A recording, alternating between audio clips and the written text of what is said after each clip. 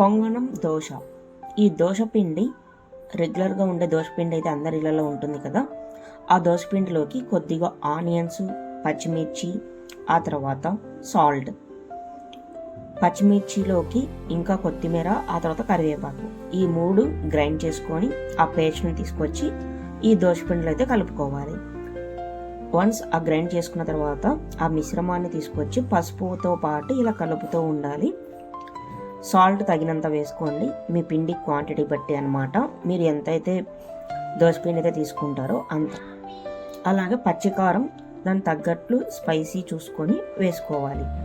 ఆ పిండి అంతా కలుపుకున్న తర్వాత ఇలా పెనం మీద అయితే వేసుకోవాలి. ఫస్ట్ ఇది ఆనియన్స్ అయితే వేసాం కాబట్టి కొద్దిగా లైట్గా ఆయిల్ అయితే పూసుకోవాలి. దోసపిండి వేసిన తర్వాత స్టవ్ ఎక్కించుకోవాలి. ఆ తర్వాత లైట్గా పైన ఆయిల్ చల్లుకొని ఇలా అయితే హీట్ చేసుకోవాలి. హై ఫ్లేమ్, మీడియం ఫ్లేమ్ మీద దోశను తిప్పుకుంటూ ఉంటే కొంచెం క్రిస్పీగా అయితే వస్తుంది. ఇంకా క్రిస్పీగా కావాలనుకున్నట్లయితే పెనం మీద అలాగే పెట్టేస్తే క్రిస్పీగా అయితే వస్తుంది.